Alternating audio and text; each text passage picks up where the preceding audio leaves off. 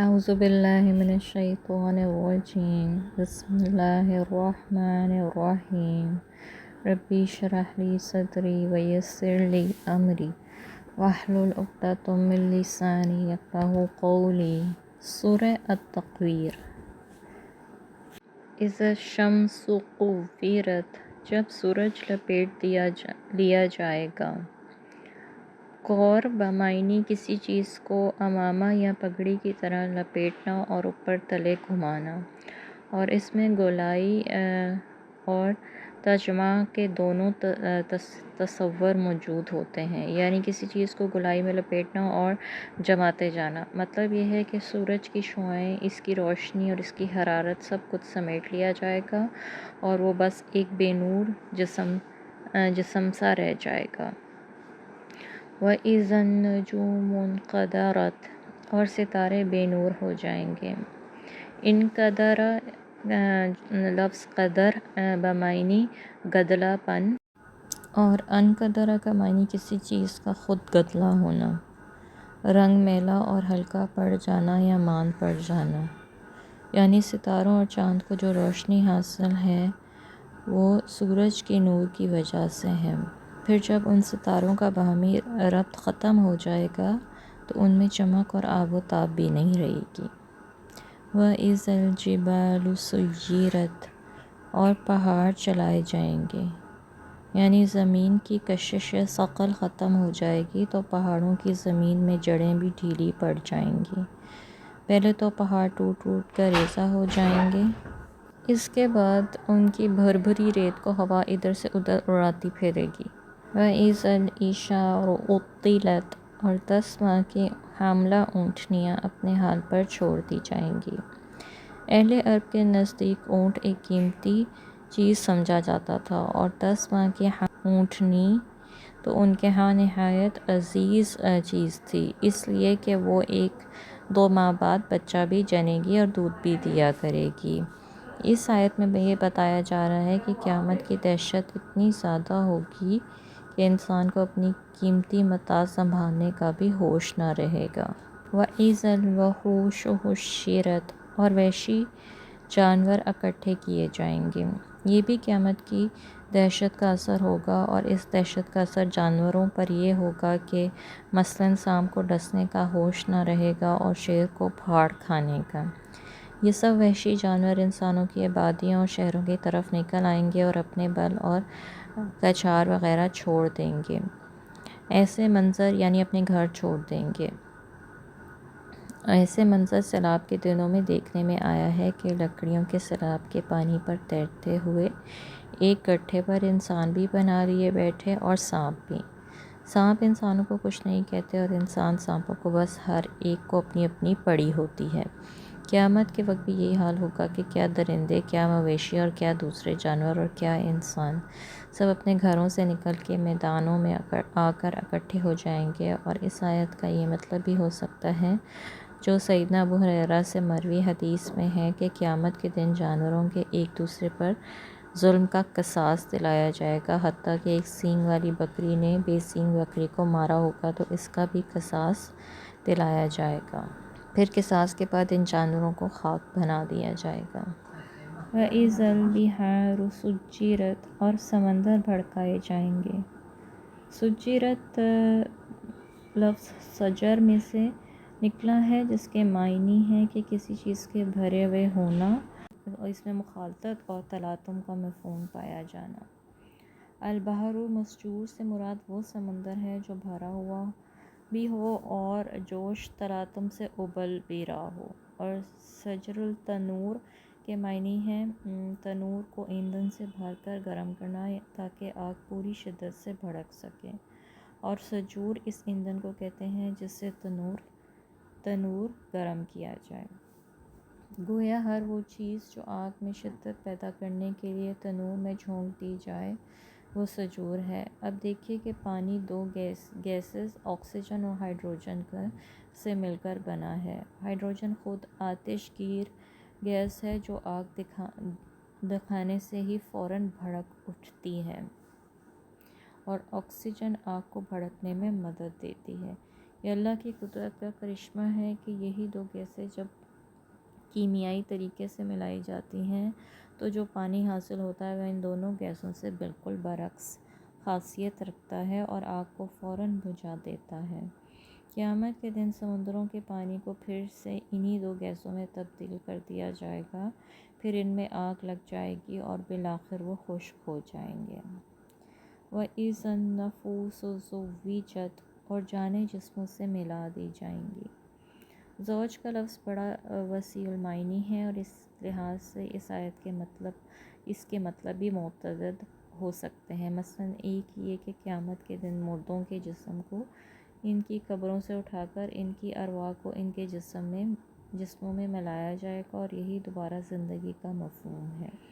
دوسرا مطلب یہ ہے کہ جرائم کے لحاظ سے ان کے گروہ بنا دیے جائیں گے۔ مثلاً مشرکوں کا گروہ الگ ہوگا، منافقون کا الگ، کافروں کا الگ، مومنوں کا الگ، یا جیسے زانیوں کا الگ اور قاتلوں کا الگ اور شراب پینے والوں کا الگ۔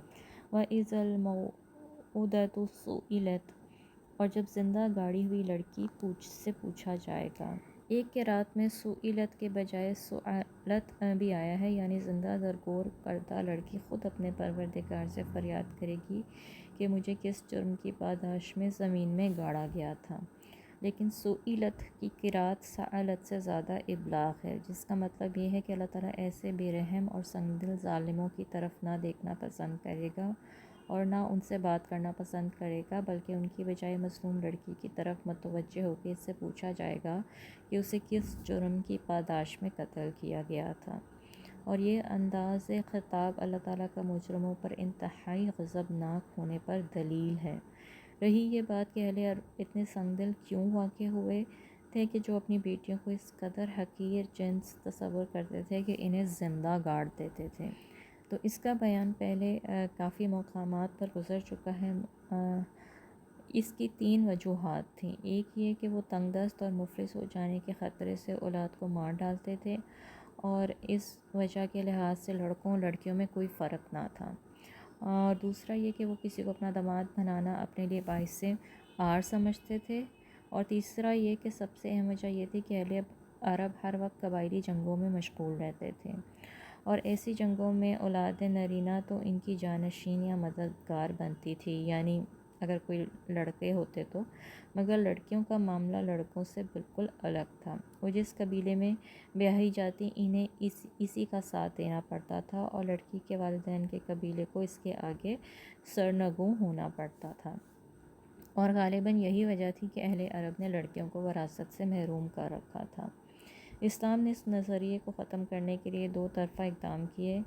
ایک تو قتل اولاد اور لڑکیوں کو زندہ درگور کرنے کو عام قتل سے بھی زیادہ شدید جرم قرار دیا، اور لوگوں کے اس خیال کی پرزور تردید کی کہ وہ اپنی اولاد کو مار ڈالنے کا حق رکھتے ہیں، اور دوسرا لڑکیوں کی تربیت اور پرورش کو بہت بڑا نیک عمل قرار دے کر اس کی ترغیب دی۔ چنانچہ سیدہ عائشہ فرماتی ہیں کہ آپ نے فرمایا، جو شخص لڑکیوں کی پیدائش سے آزمائش میں ڈالا جائے پھر وہ ان سے نیک سلوک کرے تو یہ لڑکیاں اس کے لیے جہنم کے عذاب سے بچاؤ کا ذریعہ بنیں گی۔ بِأَيِّ ذَنبٍ قُتِلَتْ، کہ وہ کس جرم میں ماری گئی تھی۔ وَإِذَا الصُّحُفُ نُشِّرَتْ، اور جب اعمال نامے کھولے جائیں گے۔ نشرت کا لفظ نشر سے ہے۔ نشر کے معنی ہے کسی چیز کو کھولنا، کھول کر پھیلا دینا اور کوئی خبر مشہور کرنا۔ اس کی ضد جو ہے وہ طوا ہے، بمعنی لپیٹنا۔ کہتے ہیں نشرت الکتاب ثم طویت، یعنی میں نے کتاب کھولی پھر بند کر دی، یعنی اس دن لوگوں کے اعمال نامے کھول کر ان کے ہاتھوں میں تھما دیے جائیں گے۔ وَإِذَا السَّمَاءُ كُشِطَتْ، اور آسمان کا پوست یعنی عثمان کی کھال اتار دی جائے گی، کھینچ لی جائے گی۔ قشط کا لغوی مفہوم ہے البعیر بمعنی اونٹ کی کھال اتارنے کے، اور قشطات بمعنی اتری ہوئی کھال، اور قشطات بمعنی کھال اتارنے والا قصائی یا قصاب۔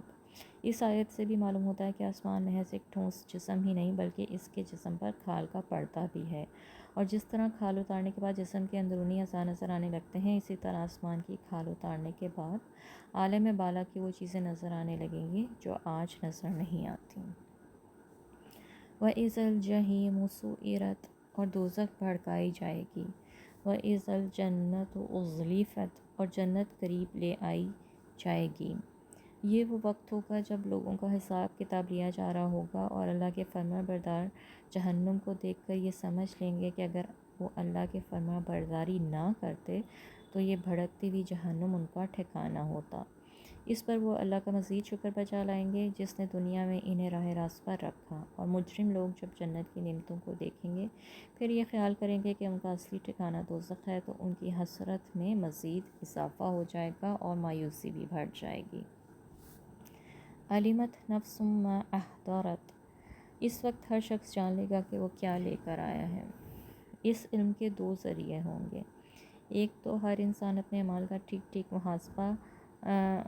محاسب ہوتا ہے بشرطے کہ وہ ہیلا بہانے یا اپنے نفس کی طرفداری سے کام نہ لے، دوسرا ہر شخص کے اعمال نامے بھی کھول کر انہیں دے دیے جائیں گے۔ ان دونوں چیزوں سے ہر انسان اللہ کی عدالت سے فیصلے سے پہلے ہی یہ سمجھ لے گا کہ آیا وہ جنت کا مستحق قرار پائے گا یا جہنم کا۔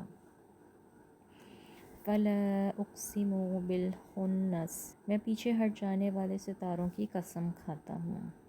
قبل مسیح سے لے کر 17ویں صدی تک 2000 سال سے زیادہ عرصہ اتنا مقبول رہا کہ دنیا کے تمام مدارس اور یونیورسٹیز میں اسی کی تعلیم دی جاتی رہی۔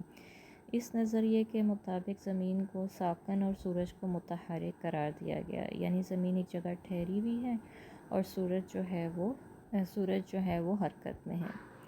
7 آسمان اور افلاق تسلیم کیے گئے اور ان پر 7 سیارے، یعنی ہر فلک میں ایک سیارہ جو ہے وہ گردش میں ہے، اور اس نظریے کی مقبولیت کا یہ عالم ہے کہ آج بھی پاکستان میں جنتریاں اسی نظریے کے مطابق تیار کی جاتی ہیں۔ اس نظریے کے مطابق پہلے آسمان پر چاند، دوسرے پر زہرہ، تیسرے پر عطارد، چوتھے پر سورج، پانچویں پر مشتری، چھٹے پر مریخ اور ساتویں پر زحل گردش کرتے ہیں۔ چاند اور سورج کی گردش ہمیشہ سیدھی آگے کو رہتی ہے، جیسے کہ اللہ تعالیٰ نے سورہ ابراہیم میں فرمایا وَسَخَّرَ لَكُمُ الشَّمْسَ وَالْقَمَرَ دَائِبِينَ، مگر باقی 5 ستارے سیدھے آگے چلتے چلتے یکدم پیچھے ہٹنا شروع ہو جاتے ہیں، یعنی الٹی چال چلنے لگتے ہیں، پھر آگے کو بڑھنے لگتے ہیں اور پھر کسی وقت غائب بھی ہو جاتے ہیں۔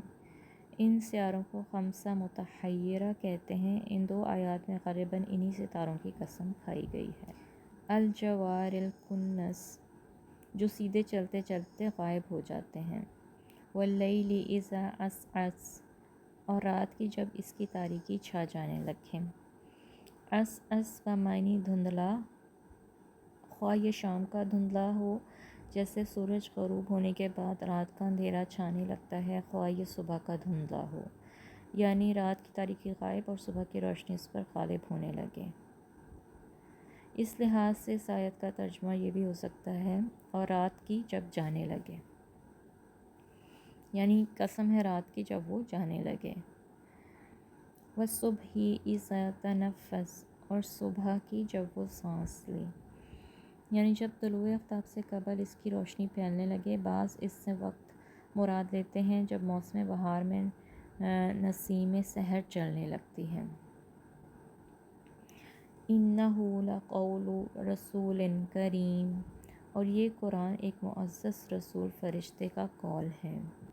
یہاں پہ حضرت جبرائیل کی صفات بیان کی جا رہی ہیں۔ ان 3 چیزوں کی اللہ تعالیٰ نے 2 باتوں پر قسم اٹھائی یا بطور شہادت یہ باتیں پیش کی ہیں۔ ان میں سے پہلی بات یہ ہے کہ یہ قرآن نہ کسی کاہن کا قول ہے، نہ شاعر کا، نہ آپ کی تعریف کرتا ہے، بلکہ یہ ایک معزز رسول کا قول ہے۔ یہ رسول جبرائیل ہیں جو اللہ کا فرمان اور اس کا کلام پیش کر رہے ہیں، لیکن چونکہ جبرائیل کی زبان سے ہو رہا ہے اس لیے قول کی نسبت جبرائیل کی طرف کی گئی ہے۔ یہ جبرائیل بڑے زوراور اور طاقتور ہیں۔ سورہ النجم میں جبرائیل کے لیے شدید القوی اور ذو مرۃ کے الفاظ آئے ہیں۔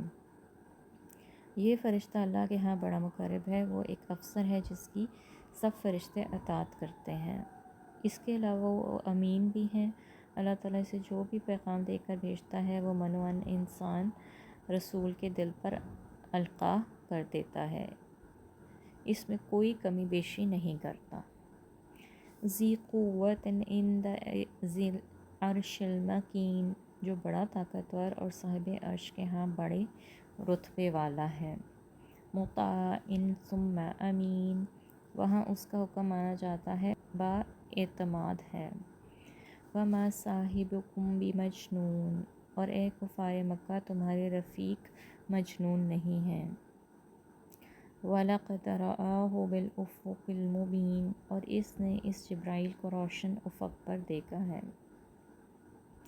آپ صلی اللہ علیہ وسلم نے جبرائیل علیہ السلام کو پہلے کہاں دیکھا تھا؟ جس پر یہ 3 قسمیں کھائی گئی ہیں وہ یہ ہے کہ اے کفار مکہ تمہارے یہ ساتھی یعنی محمد دیوانے نہیں ہیں، بلکہ دیوانے تم ہو رہے ہو، جو یہ اقرار کرنے کے بعد کہ ہمیں اپنے ساتھی کے بارے میں جھوٹ یا فریب کا کوئی تجربہ نہیں ہے، اب اس کو حواس باختہ اور دیوانہ کہنے لگے ہو۔ اس نے رسول کریم یعنی جبرائیل امین کو اس وقت دیکھا تھا جب سحر کھل کر نمودار ہو چکا تھا، ہر چیز صاف صاف نظر آنے لگی تھی، تاریکی کی بنا پر کسی شک و شبہ کا امکان باقی نہ رہا تھا۔ اس نے جبرائیل کو افق مبین، جیسے سورہ نجم میں افق الاعلیٰ کہا گیا ہے، پر دیکھا تھا۔ سیدنا عبداللہ بن مسعود کی روایت ہے کہ آپ نے جبرائیل امین کو اس حال میں دیکھا تھا کہ پوری فضا میں ایک سبز فرش نظر آ رہا تھا اور اس نے آسمان کا کنارہ ڈھانپ لیا تھا، اور آپ صلی اللہ علیہ وسلم نے جبرائیل کو ان کی اصلی شکل میں دیکھا تھا اور ان کے 600 پر تھے۔ وَمَا هُوَ عَلَى الْغَيْبِ بِضَنِینٍ، اور وہ غیب کے اس علم کو لوگوں تک پہنچانے کے معاملے میں بخیل نہیں ہے۔ غیب کی خبریں جو اس سے بذریعہ وحی معلوم ہوتی ہیں، خواہ زمانہ ماضی سے متعلق ہو یا مستقبل سے یا مابعد الطابعات سے، تمام لوگوں کو بتایا جا رہا ہے اور پہنچا دیا جاتا ہے۔ وہ کاہنوں کی طرح نہ کسی سے نذرانے یا مٹھائی وصول کرتا ہے اور نہ کسی طرح کے معاوضے یا اجر کی تم لوگوں سے توقع رکھتا ہے۔ پیغمبر کی سیرت کو بھلا کاہنوں سے کیا نسبت ہو سکتی ہے؟ اور یہاں پہ یہ بھی میں بتاتی چلوں کہ کاہنوں کی جو کمائی ہے وہ حرام درجے میں آتی ہے۔ وَمَا هُوَ بِقَوْلٍ شَيْطَانٍ رَجِيمٍ، اور نہ ہی یہ کسی شیطان مردود کا قول ہے۔ کفار مکہ آپ کو کاہن کیوں کہتے تھے؟ آپ بھی چونکہ غیب کی خبریں دیتے تھے، اس لیے کفار مکہ یہی سمجھتے تھے کہ آپ بھی کوئی جن یا شیطان، آپ کو بھی کوئی جن یا شیطان ایسی خبریں مہیا کرتا ہے۔ چنانچہ ایک دفعہ آپ بیمار ہو گئے اور 2-3 راتیں نماز تہجد کے لیے اٹھ نہ سکے، تو ابو لہب کی بیوی آپ کے پاس آئی اور کہنے لگی، ابو لہب آپ کا چچا تھا اور وہ آپ کی چچی تھی، محمد میں سمجھتی ہوں تیرے شیطان نے تجھ کو چھوڑ دیا، 2-3 راتوں سے تیرے پاس نہیں آیا۔ اس وقت اللہ تعالیٰ نے آیت نازل فرمائی وَالضُّحَىٰ سے لے کے مَا قَلَا تک، اور کافروں کو یہ بتایا جا رہا ہے کہ تمہارا یہ خیال غلط ہے۔ بھلا شیطان سے یہ کیسے ممکن ہے کہ وہ انسان کو شرک، بت پرستی اور دہریت اور الحاد سے ہٹا کر اللہ تعالیٰ کی خاص عبادت اور توحید کی تعلیم دے؟ بھلا شیطان اسے کیوں کرے گا؟ اللہ کے حضور ذمہ داری اور جواب دہی کا احساس دلائے گا، پاکیزہ زندگی، عدل اور تقوی اور اخلاق کی طرف رہنمائی کرے گا۔ فَأَيْنَ تَذْهَبُونَ، پھر تم کہاں جا رہے ہو؟ یعنی یہ قرآن لانے والا جبرائیل امین اور لوگوں تک پہنچانے والے رسول امین، ان دو امین ہستیوں کی وجہ سے اس قرآن سے جھوٹ، باطل کی آمیزش، شک و شبہ، توہم پرستی اور دیوانگی کے سب امکانات ختم ہو چکے ہیں۔ نیز کاہن یا شیطان کا کلام بھی نہیں ہو سکتا یہ، تو ان باتوں کے بعد سوائے سچائی اور حق کے باقی کیا رہ جاتا ہے؟ پھر اس صاف اور روشن راستے کو چھوڑ کر اور کدھر بہکے جا رہے ہو؟ ان هو الا ذکر للعالمین، یہ تو سارے جہان والوں کے لیے ایک نصیحت ہے۔ لمن شاء منکم ان یستقیم، تم میں سے جو بھی سیدھی راہ چلنا چاہے۔ کون سی راہ؟ یعنی یہ قرآن ہے تو سب اہل عالم کے لیے نصیحت، مگر اس نصیحت سے فائدہ اسے ہی پہنچ سکتا ہے جو خود بھی سیدھی راہ پر چلنا چاہے، بغض اور کجروی کی راہ اختیار نہ کرے۔ وَمَا تَشَاءُونَ إِلَّا أَن يَشَاءَ اللَّهُ رَبُّ الْعَالَمِينَ، اور تم چاہ نہیں سکتے مگر وہی کچھ جو اللہ رب العالمین چاہتا ہو۔ تمہارا ارادہ اور تمہارا چاہنا وہی ہوتا ہے جس کا اللہ کو پہلے ہی سے علم ہوتا ہے، اور اللہ تعالیٰ کا یہ علم تمہیں اس بات پر مجبور نہیں کرتا ہے کہ تم وہی کام کرو جو پہلے سے اللہ کے علم میں ہے۔ وآخر دعوانا ان الحمد للہ رب العالمین۔